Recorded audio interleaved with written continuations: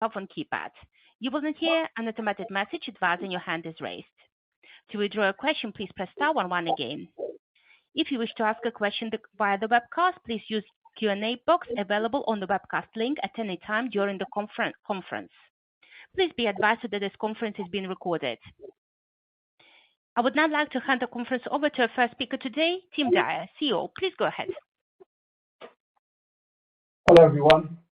I would like to thank you all for attending our Q1 2025 financial results conference call. I'm here with Mikhail Pilunchev, our Head of Translational Science, who will provide an update on our R&D program. I draw your attention to the press release and the financial statements issued earlier today, which are available on our website. I also draw your attention to our disclaimers. We will be making certain forward-looking statements that are based on the knowledge we have today. I will start this conference call by giving a quick overview of our recent activities and achievements before reviewing our pipeline. I will then hand over to Misha, who will review in more detail our mGlu5 negative allosteric modulator program for brain injury recovery and our GABAB positive allosteric modulation preclinical program for cough. I will then review our Q1 2025 financial results. Following that, we will open the call for Q&A. So moving on to the highlights. We have had a great start to the year with several significant value-creating achievements in our pipeline. We have made excellent progress in our GABAB positive allosteric modulator program with our partner Indivior, who successfully completed IND-enabling studies with their selected drug candidate for substance use disorders. As a reminder, under the terms of the agreement, Addex is eligible for payment of up to $330 million on successful achievement of pre-specified regulatory, clinical, and commercial milestones, as well as tiered royalties on the level of net sales from high single digits up to low double digits. Also under the terms of the agreement, we have the right to select compounds for development in a predefined list of reserved indications. We have selected a compound to advance our own independent GABAB PAM program for the treatment of chronic cough. We have substantially completed the preclinical profiling of our selected drug candidate and recently published robust antitussive data in multiple preclinical models of cough. Misha will speak about this exciting data later in our presentation. We also regained rights to our mGlu2 positive allosteric modulator program, including the phase 2 asset ADXN 1149 from our partner Janssen & Janssen. We are currently evaluating a number of therapeutic indications for the future development of this program. We have repositioned dipraglurant, our mGlu5 negative allosteric modulator program, for brain injury recovery and recently entered into an option agreement giving us access to an exclusive license to intellectual property covering the use of mGlu5 inhibitors in this interesting therapeutic indication. Misha will talk about this exciting program later in the presentation. On the financial side, we completed the year with 2.8 million Swiss francs of cash, which provides us with a cash runway through mid-2026. I'd like to highlight that the cash burn has been significantly reduced following the neuropsychiatric spin-out transaction. However, the current cash does not fund the progress or the progression of our unpartnered program into the clinic. Now, for a quick review of our pipeline. We continue to believe in dipraglurant and are executing our plans to reposition the development in brain injury recovery. As mentioned, our partner Indivior has selected a GABAB PAM drug candidate for development in substance use disorders and has successfully completed IND-enabling studies. We're advancing our independent GABAB program, chronic cough, and expect to start IND-enabling studies this year, subject to securing financing. Neuropsychiatric has made excellent progress in advancing its pipeline, including completing IND-enabling studies with its M4 PAM program. Now I will hand over to Misha, who will give you some more details about our exciting portfolio. Thanks, Tim. Hello, everyone. I will start by speaking about dipraglurant and our plans for development in brain injury recovery. Following termination of the development of dipraglurant in PD-LID, we embarked on the detailed evaluation of a number of potential indications of interest for future development. We have completed this exercise and have identified brain injury recovery as an interesting indication for the future development. We believe the differentiated profile of dipraglurant makes it particularly suitable for enhancing the impact of rehabilitation in traumatic brain injury and stroke patients. There is a large unmet medical need in post-stroke recovery and rehabilitation. Stroke is among leading causes of chronic, often lifelong disability, as it leads to motor, sensory, cognitive impairment, and multiple comorbidities. There are over 100 million stroke survivors worldwide, and the number is growing at the annual rate of 12 million. A variety of rehabilitation therapies are used with post-stroke patients, but the recovery is slow and often inadequate. There is an urgent need for pharmacological agents that can facilitate the recovery stimulated by rehabilitation therapies. mGluR5 receptor is a suitable target to address post-stroke recovery, as it is densely expressed in the brain, involved in neuroplasticity, and modulates excitatory-inhibitory equilibrium. In fact, activation of mGluR5 has been observed in range of neurological disorders, including stroke, where it plays a role in so-called maladaptive rewiring of the brain following stroke. Inhibition of mGluR5, on the other hand, can facilitate adaptive rewiring of the brain, promoting neuroplasticity and creating of new functional pathways, moving the neural network towards the pre-lesion state. Exciting new evidence recently published in the journal Brain suggests that the negative allosteric modulator of mGluR5, MPEP, administered daily in rats following stroke results in a sustained and growing improvement in sensory motor function in comparison to vehicle treatment. Similar improvement in sensory motor function was observed in animals treated with our mGluR5 NAM, dipraglurant. MRI imaging of the resting state functional connectivity in post-stroke rodents shows that daily administration of MPEP also stimulates intra and interhemispheric connectivity in the brain disrupted by stroke. It is important to note that improvement in brain connectivity after stroke is known to correlate with functional recovery and is observed across species. Dipraglurant is ideally suited to be used in tandem with rehabilitation therapies in post-stroke patients, as it has a fast onset of action and short half-life. It has shown good tolerability in healthy subjects and in Parkinsonian patients, showing only mild to moderate CNS-related adverse effects.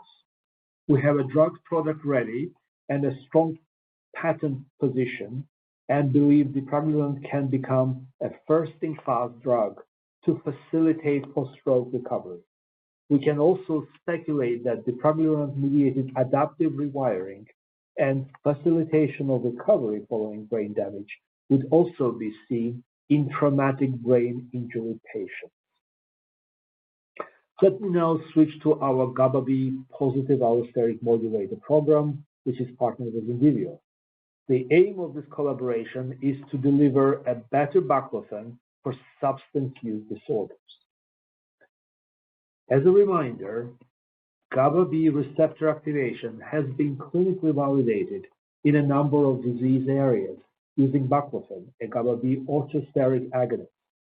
Baclofen is an FDA-approved for treatment of spasticity and is widely used off-label to treat numerous diseases, including substance use disorder. However, baclofen has a short half-life and comes with significant side effects, hampering its wider use. Thus, there is a strong need for a better baclofen. We believe that this can be achieved with positive allosteric modulators and their differentiated pharmacology, having the efficacy that is similar or better than that of baclofen, but longer half-life and improved side effect profile. Our partner Indivior has selected a GABAB PAM drug candidate for development in substance use disorders and has started IND-enabling studies in H2 2024. As part of our agreement with Indivior, Addex has exercised its right to select a compound to advance its own independent GABAB PAM program for the treatment of chronic cough. I will now present this exciting opportunity. There is a strong rationale for developing GABAB PAMs for chronic cough. Chronic cough is a persistent cough that lasts for more than 8 weeks and can be caused by a variety of factors, including respiratory infections, asthma, allergies, and acid reflux, but also possibly by an overactive cough reflex. There is a large unmet medical need in novel antitussive drugs, as current standards of care are ineffective in 30% of patients or only moderately effective in up to 60% of patients. In addition, the current treatments carry risks of serious side effects. On the next slide, we show that GABAB PAMs are likely to have a superior tolerability profile in comparison to current standards of care and show no taste-related side effects, as seen with a newly approved P2X3 inhibitor, GABAB. Support for using GABAB PAMs in treatment of chronic cough comes from the clinical evidence that baclofen, a GABAB agonist, is used off-label in cough patients, and from the anatomical evidence that GABAB receptors are strongly expressed in airways and in the neural pathway regulating cough. Therefore, we believe that GABAB PAMs could offer superior efficacy in cough patients. The pre-IND activities, including in vivo proof of concept studies, non-GLP tox, and CMC, have been completed. Our clinical candidate has shown favorable efficacy, tolerability, and developability profile. The compound has demonstrated a consistent minimum effective dose of 1 mg/kg and ED50 of 6 mg/kg in models of cough in vivo. No signs of tolerance were seen after subchronic dosing, and more than 60-fold safety margin was demonstrated based on respiratory depression as sedation biomarker. The IND-enabling studies are planned to start this year. The next set of slides describe the in vivo proof of concept studies in models of cough in guinea pigs, where we evaluated efficacy and tolerability of our clinical candidate, compound A, and also characterized clinically active antitussive drugs, nalbuphine, baclofen, codeine, and the P2X3 inhibitor in the same model. In the model of citric acid-induced cough in guinea pigs, acutely administered compound A delivered a robust antitussive efficacy, reducing the cough number dose-dependently and achieving 70% reductions at the maximal doses. The antitussive profile of compound A was similar to that of nalbuphine, baclofen, and codeine. Compound A also increased the latency to first cough dose-dependently, thus delaying the onset of cough. The antitussive profile of compound A in delaying cough onset was similar or better than that of reference drugs. In the same experiment, compound A appeared well tolerated as there were no marked changes in respiratory rate at up to 60 mg/kg. In contrast, nalbuphine, baclofen, and codeine resulted in robust reduction of respiratory rate at their highest doses, indicative of sedative-like effects. When evaluation of the antitussive efficacy across compounds was done at the respective highest doses free from respiratory effects, compound A was shown to be superior to reference drugs in both cough number and cough latency measures. In the chronically administered compound A showed signs of improved efficacy and potency, and no signs of tolerance in comparison to an acute treatment. In the model of ATP-potentiated citric acid cough in guinea pigs in a head-to-head comparison experiment, acutely administered compound A exhibited a trend of better efficacy and potency in comparison to that of P2X3 inhibitor, while showing signs of similar tolerability. In summary, we have selected a clinical candidate for chronic cough with a robust, reproducible antitussive efficacy of 1 mg/kg and good PK/PD. The compound has the potential to have the best in disease efficacy and tolerability profile and broad application in cough patients. The compound showed a favorable developability profile in non-GLP tox studies performed in rat, dogs, and non-human primates. We are on track to start IND-enabling studies this year. This concludes our prepared remarks on the progress of our R&D program. Now I hand it back to Tim. Thanks, Misha. Now for a review of our Q1 2025 financials.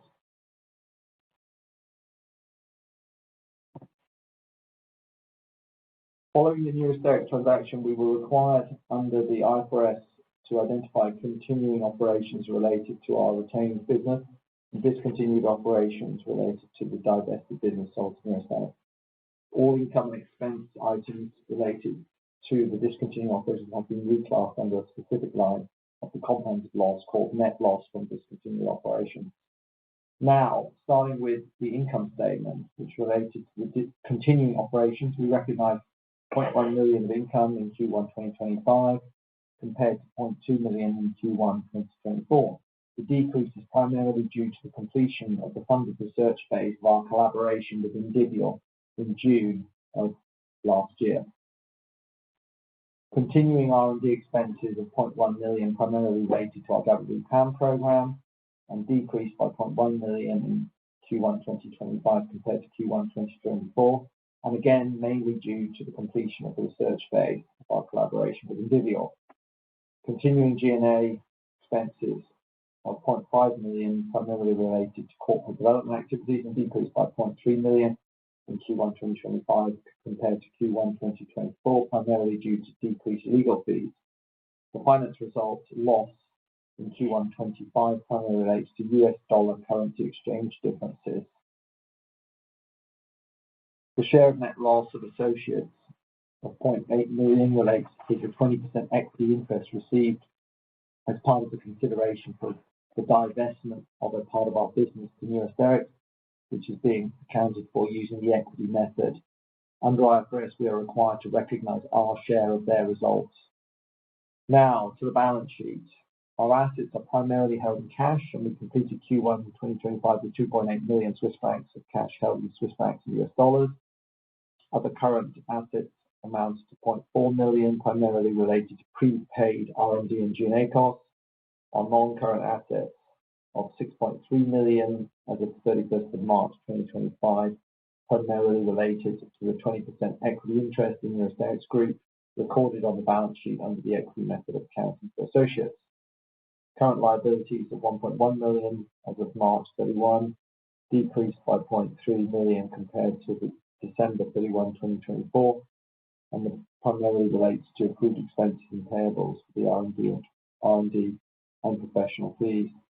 Non-current liabilities of 0.1 million as of March 31, 2025 decreased to 0.1 million compared to December 31, 2024, primarily due to the reduction in retirement benefit obligations following changes in the financial assumptions.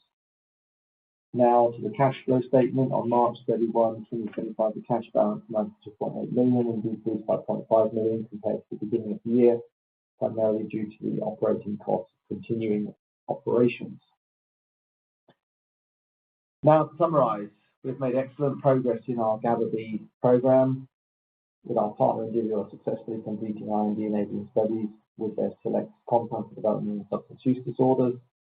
Neuropsychiatric has made excellent progress with their lead M4 PAM drug candidate, successfully completing IND-enabling studies in Q3 24. We have strengthened the IP in our mGluR5 NAM program, and dipraglurant is ready to start clinical development for brain injury recovery. Our GABAB PAM cough program has demonstrated excellent preclinical efficacy and tolerability with the IND-enabling studies ready to start. We have validating partnerships with industry, supportive investors, and a strong balance sheet, which puts us on a solid position to deliver on our strategic objectives. This concludes the presentation, and we will now open the call for questions. Thank you. Dear participants, as a reminder, if you wish to ask a question, please press star 11 on your telephone keypad and wait for your name to be announced. To withdraw a question, please press star 11 again. Alternatively, you can submit your questions via the webcast. Now we're going to take the first question on the line. And the question comes to the line of Raghuram Selvaraju from H.C. Wainwright. Your line is open. Please ask your question. Hi, thanks very much for taking my questions. I was wondering if you could provide us with your updated thoughts on the current competitive landscape in chronic cough, and in particular, if you could comment on the relevance of preceding programs in terms of guiding what you expect to be the clinical development pathway for your asset in this indication. Yeah. Yes, of course. There are a number of compounds that are in development currently. One that I can mention in particular is nalbuphine, and that was actually the reason we wanted to benchmark it against our compound. So nalbuphine has shown very promising efficacy profile in patients with IPF-related cough. But at the same time, there were clear signs that were indicative of centrally mediated sedation. So that tolerability profile will be challenging once you move into the patient population that has refractory chronic cough, that are markedly younger and overall healthy in their early to mid-50s instead of early to mid-70s as in IPF. And their level of tolerability is very different. So that's where we see a significant opportunity to deliver similar efficacy with markedly improved tolerability profile, and have a compound that can be applied both to IPF-related cough and refractory chronic cough. So that would be my answer to your first part of the question. In terms of our plans for development, we are planning to perform SAD and MAD in healthy volunteers and quickly go and perform a so-called challenge study, which can be done both in healthy controls and in chronic cough patients. That can be done even at the end of SAD or at the end of MAD as 1B. This offers an opportunity to have a quick and straightforward efficacy readouts relatively early in development. This will, of course, follow by a phase 2 study in chronic cough patients. So this will be a refractory chronic cough patients. We are also considering to have a more in-depth evaluation of chronic cough in these patients using more advanced technologies that are now being developed and already approved by FDA that allow 24/7 monitoring of cough. That gives an opportunity for much more precise monitoring of cough, but also better selection of chronic cough patients. So that will be another innovation on our side. So that's the answer to your question. Well, maybe I can just add a little bit to what. Can you all? Yes. Sorry. Can you also comment on? Go ahead, please. Yeah, I just want to add to what Misha is saying, Ram. So So I think what is so exciting about this program of ours is that, we know that P2X3 inhibitors, which are peripherally restricted, are showing about a 30% reduction in chronic cough. And what was really exciting about the nalbuphine data that came out from Trevi was they were over 50% reduction in cough, in chronic cough patients. And this really supports our hypothesis that you need to have a molecule that's both central and peripheral. And that's what we have with our compound A, our GABAB positive allosteric modulator. What you can clearly see from the data that we've generated preclinically is we have a much better therapeutic margin. So we have reason to believe that we're going to see more than 50%. We'll see a sort of an efficacy readout more similar to nalbuphine, but a tolerability profile closer to P2X3 inhibitors, which will give us a very, very clear competitive advantage over not only standard of care today, but what's coming through in the pipeline. Can you also comment on the potential applicability of this agent to treatment of chronic painful cough in indications outside of IPF, particularly pulmonary sarcoidosis?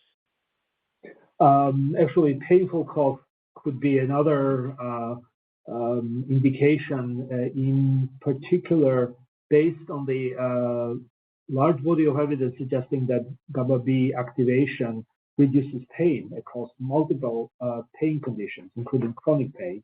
So this could be absolutely one of the very suitable indications for chronic cough with reduction with GABAB PAM. Yeah, we are thinking about that indication as potentially a path forward in the phase 2. And then with respect to dipraglurant, specifically in the post-stroke rehabilitation context, can you give us a little bit more detail on two aspects? The first would be what an appropriate control arm would look like in a potential registration quality study in this setting, what patients in the control arm would likely be receiving in terms of therapy, whether behavioral or physical or otherwise. And then secondly, if you could talk a little bit about what the efficacy bar might look like in this indication, given the fact that, as far as I'm aware, there are no pharmacotherapies currently approved in this context. Yeah, it's a very good question. The way we see it now, we are planning to use dipraglurant in tandem with physiotherapy. Because of its short half-life, it can be given multiple times per day and be well tolerated. We are thinking that we need to perform few studies, including clinical pharmacology studies, to learn more about how dipraglurant modulates plasticity in both healthy to start with, and then in patients with stroke. This will really help us in better designing the proper phase 2 study. So this is what we are planning, performing to evaluating measures of plasticity in sensory motor cortex, in the midbrain and the spinal cord. We are also interested in exploring whether it's best to give the compound before the exercise or immediately after. So there are a few components of the design that can be explored in a dedicated clinical pharmacology study before we move forward into a phase 2.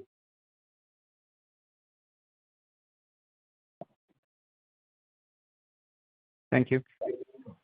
Thank you. Dear participants, as a reminder, if you wish to ask a question, please press star 11 on your telephone keypad. Alternatively, you can submit your questions via the webcast.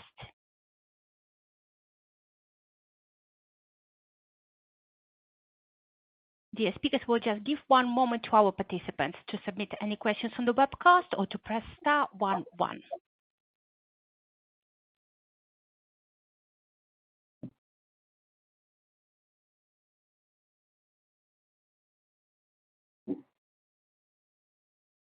Dear speakers, there are no further questions for today. Thank you, ladies and gentlemen. This brings our main part of the conference to the close, and I would like now to hand back to Tim Dyer for any closing remarks.